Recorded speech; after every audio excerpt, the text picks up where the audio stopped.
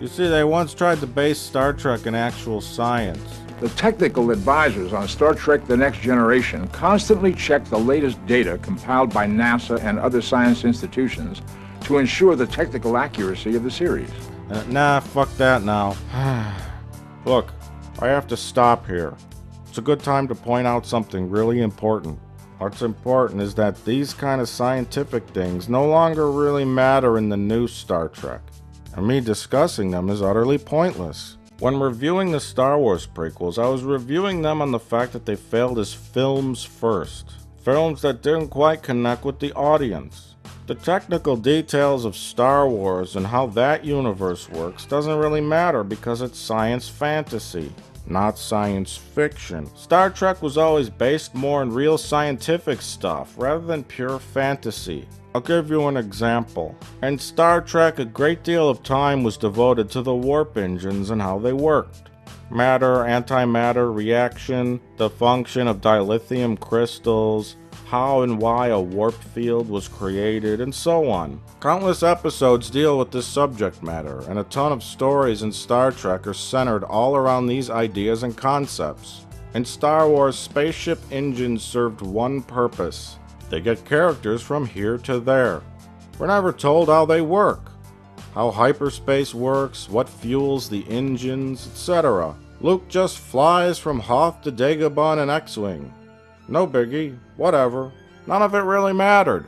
What mattered in Star Wars is the story, the adventures, and the emotions. It's a pretty clear-cut example of the difference between the two, science fiction and science fantasy. Not to say that Star Trek didn't also deal in characters, adventure, and emotion, but the series was more heavily based in the technical nuances of how things worked. Matter-antimatter mixture ratio settings at optimum balance. Reaction sequence corresponding to specified norms. Magnetic plasma transfer to warp field generators for programmed specs. Punch it! It's what separated Star Trek from Star Wars, and what gave Star Trek the more nerdy stigma. With the new Star Trek movie, there was a notable attempt to make the film more like Star Wars, and that really comes through. Let's punch it. So the truth is, you have to learn to set aside the Star Trek mindset and look at this new movie from a whole different perspective. When you do that, you could kind of enjoy it. It's like looking at one of those magic eye things. My wife once sent me a message from beyond the grave in one of those magic eye things when I was looking at one in the bookstore. It said, "I will not rest until I see you prosecuted for my murder."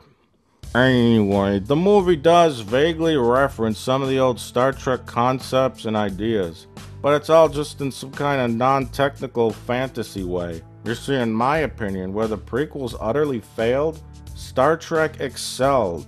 Star Trek is really engaging. It's fun, adventurous, fast-paced. Heroes are heroes, and villains are villains. And at the very least, you know what's happening. It's everything we did not get in the prequels. At no point were we completely bored and confused. You can't lock on your signal. You're moving too fast.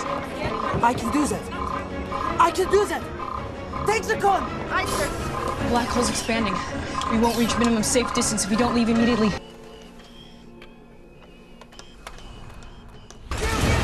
Hold on! Compensating gravitational pull Your Highness, with your permission, we're heading for a remote planet called Tatooine. It's in a system far beyond the reach of the track.